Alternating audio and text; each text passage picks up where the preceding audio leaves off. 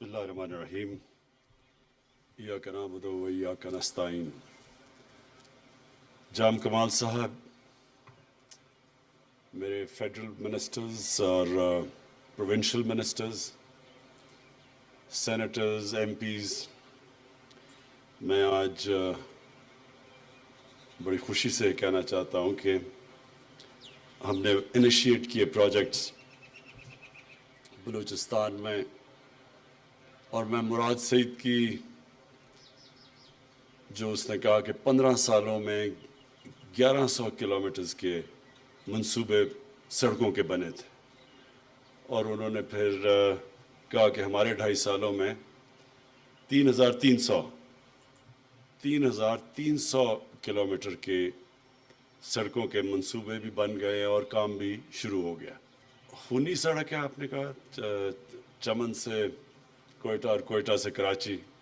میں اس سڑک کے اوپر ڈرائیو کیا ہوا ہے، میں ڈرائیو کر کے گیا ہوں یہاں سے کراچی، تو مجھے بڑی اچھی طرح اندازہ ہے کہ وہ سڑک کتنی خطرناک ہے.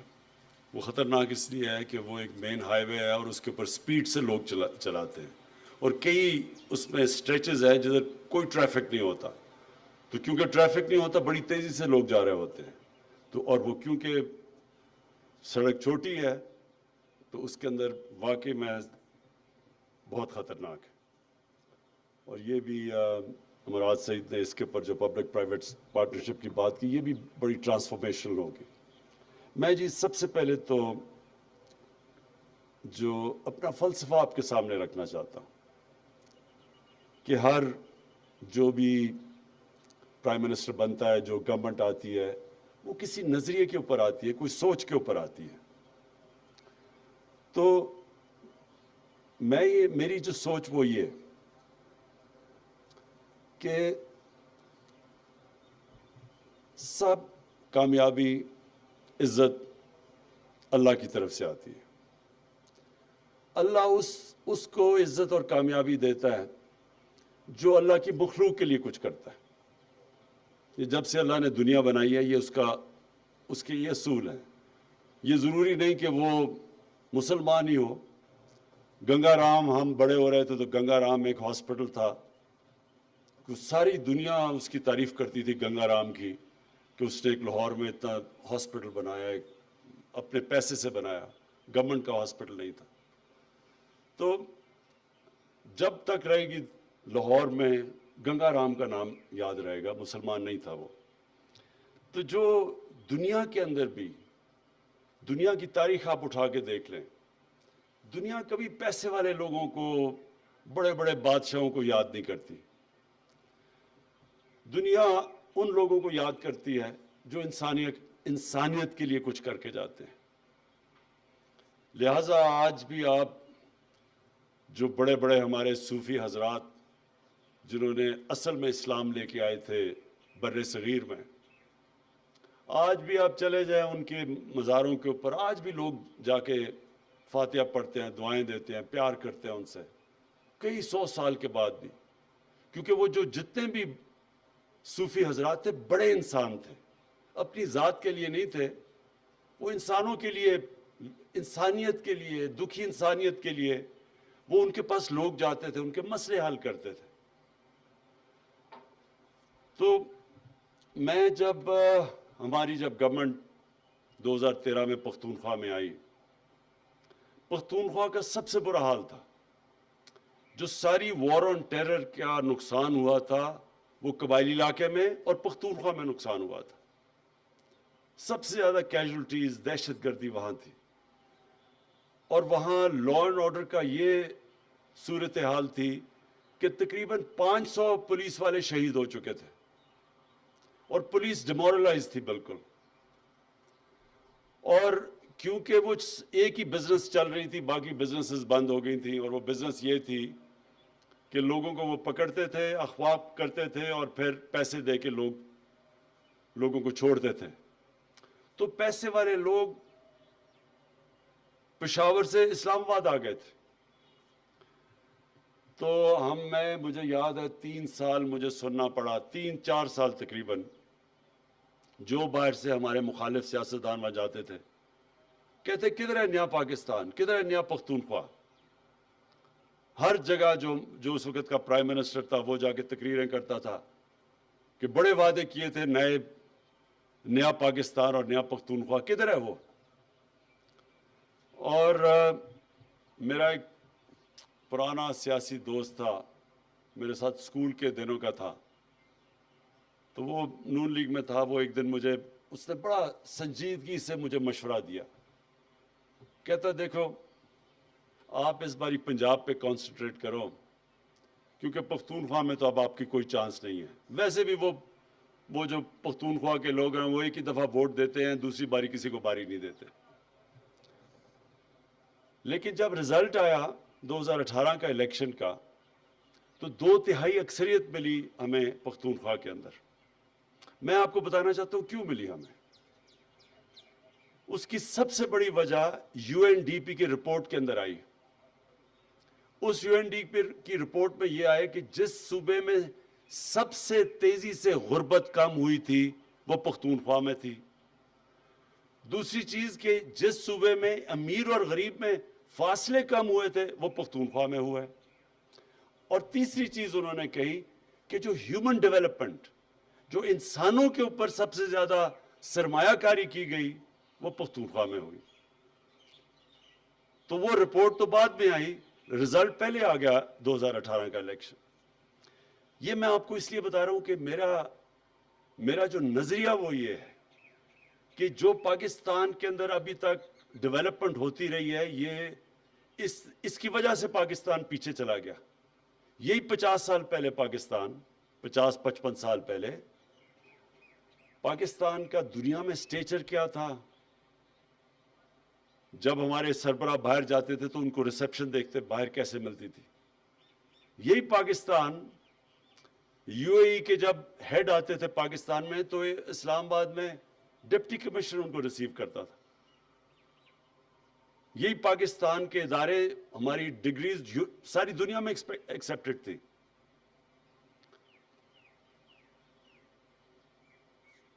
اور یہی پاکستان آہستہ آہستہ ہم نے دیکھا کہ پیچھے چلا گیا. ایک وقت یہ تھا, مجھے یاد ہے میری کانوں میں نے سنا ہوا ہے کہ جب بنگلہ دیش بنا تو ہمیں تو بڑی تکلیف تھی, لیکن میں نے لاہور کے بڑے بڑے ڈرائنگز میں سنا کہ جی یہ شکر ہے بوجھ اترا ہمارے اوپر سے, اتنا بڑا جو بوجھ پڑا ہوا تھا, سائیکلون آتا ہے تو ہمیں وہاں پیسے دینے پڑتے ہیں ایسٹ پاکستان. وہ آج بنگلہ دیش پاکستان سے آگے نکل گیا, جس کو کہتے تھے بوجھ ہے. تو آپ اگر میرے سے پوچھیں تو کیا وجہ تھی اس کی وجہ یہ تھی کہ ایک اور UNDP کی رپورٹ میں آیا ہے کہ ایلیٹ کیپچر ہے پاکستان میں. ایک چھوٹا سا ایلیٹ ملک کے وسائل کے اوپر قبضے کر کے بیٹھا ہوا ہے. ڈیولپمنٹ بھی جو ہوتی ہے وہ ساری جو طاقتور ہے وہ کھینچ لیتا ہے ڈیولپمنٹ. چھوٹے صوبے بھی پیچھے رہ جاتے ہیں, وہ علاقے جن کے پاس انفلوئنس نہیں ہے وہ بھی پیچھے چلے جاتے ہیں, اور غریب ہوتا جاتا ہے. اور چھوٹا سا طبقہ وہ آج اس کے پاس پیسہ ہے جو کہ بڑے بڑے امیر ترین ملک بھی ان کا مقابلہ نہیں کر سکتے. ہمارے جو حکمران ہیں وہ آج ان کے پاس جو پراپرٹیز ہیں, لندن کیونکہ میں جانتا ہوں اس علاقے میں پراپرٹیز لی ہیں, میں آپ کو یقین دلاتا ہوں کہ برطانیہ کا پرائم منسٹر بھی وہاں پراپرٹی نہیں خرید سکتا. امیر ترین لندن کے علاقوں میں ان کے پاس محلات ہیں. تو وہ طبقہ امیر ہو گیا اور باقی کام پیچھے چلی گئی, ملک بھی پیچھے چلا گیا. تو میرا جو ڈیولپمنٹ کا ماڈل ہے وہ یہ کہ میں یہ جو آج مراد سعید نے بتایا کہ ہم نے 3,300 کلومیٹر کی صرف 2.5 سال میں بلوچستان میں سڑکیں بنائی یا ان کے منصوبے بنائے اور جو بنانے جا رہے ہیں, جبکہ پچھلے 15 سال کے اندر اتنا لمبے عرصے میں صرف 1100 کلومیٹر تھا. میں آپ اس کی وجہ بتا دیتا ہوں کیوں. کیونکہ بلوچستان سے جو اسلام آباد میں پرائم منسٹر بنتا ہے اس کو بلوچستان کی ووٹ کی ضرورت نہیں ہوتی. وہ 2 صوبوں کے اندر اگر پنجاب جیت جائے اور ایک اور صوبہ جیت جائے وہ پرائم منسٹر بن سکتا ہے. اس لیے بلوچستان کے اوپر وہ توجہ نہیں گئی, کیونکہ جو پاور سینٹر تھا اس کو ضرورت نہیں تھی بلوچستان کی, اور بلوچستان میں وہ کوآپٹ کرتے تھے لوگوں کو اپنے ساتھ. بڑے بڑے طاقتور لوگوں کو ساتھ ملا لیا, ان کو اچھے طرح نواز دیا, باقی بیچارے بلوچستان کے لوگ اور بلوچستان پیچھے چلا گیا. اس لیے آپ دیکھتے ہیں کہ 15 سالوں کے اندر صرف 1100 کلومیٹر کی سڑکیں یہاں بنائی گئی, جبکہ اس صوبے کو سب سے زیادہ کنیکٹیوٹی کی ضرورت ہے, کیونکہ اتنے بڑے فاصلے ہیں یہاں تو اگر آپ کنیکٹیوٹی نہیں دیں گے تو یہ تو پیچھے رہ جائے گا, علاقے بھی آپ کے پیچھے رہ جائیں گے. تو لہٰذا یہ مائنڈ سیٹ ہے, وہ ریفلیکٹ کرتا ہے ان سڑکوں کے اوپر, کہ مائنڈ سیٹ ہی نہیں تھا کہ ہم نے بلوچستان کو ڈیولپ کرنا. تو یہ میں آج جو آپ کو یہ چیزیں کہہ رہا ہوں, وہ میں اس لیے کہہ رہا ہوں کہ یہ میرے نظریے کا حصہ ہے کہ پاکستان تب ڈیولپ کرے گا جب اس کا نچلا طبقہ اوپر آئے گا, اور جب اس کے جو علاقے پیچھے رہ گئے, جب ان کو ہم ساتھ لے کے چلیں گے. جو ہم مدینہ کی ریاست کی بات کرتے ہیں, اس میں بڑا امپورٹنٹ سمجھنا آپ کے لیے کہ وہ ایک یونیک ڈیولپمنٹ ماڈل آیا تھا. ان دنوں میں تو بادشاہ تھی ہوتے تھے, باقی رایا غریب ہوتی تھی, ساری دنیا میں یہی تھا. مدینہ کی ریاست میں پہلی دفعہ ڈیولپمنٹ کا ماڈل یہ آیا تھا کہ جو وہاں کے سربراہ تھے انہوں نے اپنے اوپر پیسے نہیں خرچ کیے, اپنے محلات نہیں بنائے, اپنے اوپر مہنگے مہنگے کپڑے اور ڈیزائنر سوٹس نہیں لیے. انہوں نے سب سے جو بھی بیت المال میں پیسہ آتا تھا وہ پہلے نیچے طبقے کے پاس جاتا تھا, غریب لوگوں کے پاس, بیواؤں, معذوروں کے پاس, یتیموں کے پاس. ایک کانشیس, ایک پہلی دفعہ فیصلہ کیا گیا تھا کہ ہم نے نیچے سے لوگوں کو اوپر اٹھانا ہے. اور یہ آج چائنا کی جو ڈیولپمنٹ اور یہ جو سب سے دنیا کی تیزی سے قوم اوپر جا رہی ہے, 30 سال پہلے چائنا کو دیکھو, آج دیکھو, کوئی تصور بھی نہیں کر سکتا تھا کہ دنیا کا اکنامک جائنٹ بن جائے گا, کیونکہ انہوں نے نچلے طبقے کو اوپر اٹھایا. پریزیڈنٹ شی نے ابھی اناؤنس کیا کہ ہم نے ایکسٹریم, کتنی ان کی 1.25 ارب کی آبادی ہے, انہوں نے کہا 1.25 ارب کی آبادی میں ہم نے سارا اپنا جو ایکسٹریم پاورٹی ہے وہ ختم کر دی ہے. سارے سیلیبریٹ کیا انہوں نے, وہ کام کیا جو دنیا کی تاریخ میں کسی نے نہیں کیا. 70 کروڑ لوگوں کو 30 سالوں میں غربت سے نکال لیا. تو یہ اصل میں تو اسی ماڈل پہ, وہ جو مدینہ میں ماڈل لے کے آئے تھے کہ نچلے طبقے کو اوپر لے کے آنا ہے. اور دوسری چیز, چائنا نے اب اپنے جتنے بھی علاقے دور رہ گئے ہیں ان کو ڈیولپ کیا. ان کا ایک وجہ یہ جو ہماری سی پیک کی جو روٹ ہے, جو کنیکٹیوٹی ہے, وہ اپنا جو ویسٹرن چائنا ہے وہ پیچھے رہ گیا تھا, تو اس کو کنیکٹ کرنے کے لیے ان کا خیال ہے کہ وہ تیزی سے, جب کنیکٹیوٹی ہوگی وہ تیزی سے ڈیولپ ہوگا. اور یہی ہماری بھی سوچ ہے کہ ہم جو ویسٹرن روٹ ہے, ہمارا بھی جو ویسٹرن روٹ ہے سارا, یہ بھی سارا پاکستان کا پیچھے رہ گیا. تو ہم جب ویسٹرن روٹ جو سی پیک کا ڈیولپ کریں گے, وہ سارے اس علاقے کو کنیکٹ کر دیں گے جو پاکستان کے حکمرانوں نے ہمیشہ نگلیکٹ کیا, اس کی پرواہ نہیں کی اس علاقے کی. اور یہ جو آگے ڈیولپمنٹ ہوگی, اور ہم بڑے خوش قسمت ہیں کہ ہم یہ سی پیک کے اندر اور بی آر آئی کے اندر ہم شامل ہیں. اس کی وجہ سے یہ سارا جو ویسٹرن روٹ ہے, یہ وہ ملک جو کہ دنیا میں سب سے تیزی سے اب آگے بڑھ رہا ہے, اس کو کنیکٹ کرے گا, اور ان علاقوں کو جو ہمارے ملک کے علاقے پیچھے رہ گئے ہیں, جس طرح اور بلوچستان ہے, پھر سارا قبائلی علاقہ اس میں آ جاتا ہے, سارا ویسٹرن روٹ ہے, یہ سارا ہمارا پیچھے رہ گیا. اور پھر اس کے ساتھ ساتھ ہم نے اپنے نچلے طبقے کو اوپر اٹھانا ہے, اور اس کے لیے مجھے بڑی خوشی ہے. جام صاحب, آپ نے بلوچستان کو تو ادھر لے کے آنا ہے, لیکن جو صوبے ہمارے ہیں 2, بلکہ تیسرا بھی اب آ گیا گلگت بلتستان کا, پختونخوا اور پنجاب, ہم سارے اپنے سارے صوبے کے لوگوں کو, ہر خاندان کو ہیلتھ انشورنس دے رہے ہیں, ہیلتھ کارڈ. آپ یہ سمجھ جائیں کہ اس سے بڑی ایک غریب خاندان کے اندر نعمت ہے ہی نہیں کہ ان کے پاس ہیلتھ انشورنس ہو. 10 لاکھ روپیہ ایک خاندان کے لیے کہ کسی بھی کسی بھی ہسپتال, گورنمنٹ نہیں, کسی بھی ہسپتال میں جا کے اپنا علاج کروا سکتے ہیں. یہ ہماری ایک وہ جو ہماری اب जद्दोजहद है उधर पहुंचने के लिए फलाई रियासत के ऊपर, ये सबसे बड़ा हमने कदम उठाया।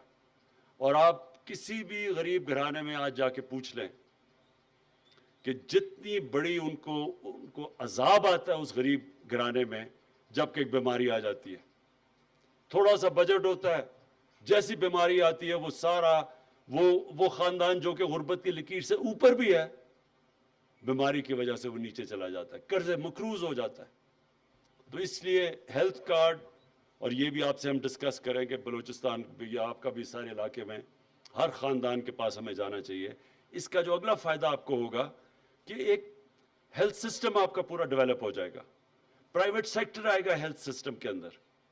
अब तक क्यों नहीं प्राइवेट सेक्टर जाता देहात इलाकों में अस्पताल बनाने के लिए? क्योंकि लोगों के पास पैसा नहीं होता, इसलिए वो शहरों में आ जाते हैं। लेकिन जब हेल्थ कार्ड आ जाएगा, जब हर गरीब खानदान के पास हेल्थ कार्ड होगा, तो तब वो जाएंगे गरीब इलाकों में, देहाती इलाकों में, क्योंकि उनको तो पैसा मिलेगा। और फिर मुकाबला भी हो जाएगा गवर्नमेंट हॉस्पिटल, प्राइवेट हॉस्पिटल्स आपस में, क्योंकि लोग तो उधर जाएंगे जिधर उनको इलाज बेहतर मिलेगा। तो जब वो किसी भी अस्पताल में जा सकेंगे तो अस्पतालों के अंदर मुकाबला होगा। जो अस्पताल ठीक इलाज नहीं करेगा, गवर्नमेंट हो या प्राइवेट हो, उधर लोग नहीं जाएंगे और वो ऑटोमेटिकली गवर्नमेंट एक्शन लेगी। प्राइवेट हो तो बंद हो जाएगा, गवर्नमेंट एक्शन लेगी कि उस अस्पताल के अंदर अकाउंट उनका एहतसाब करेंगे लोगों का जो ठीक नहीं कर रहे।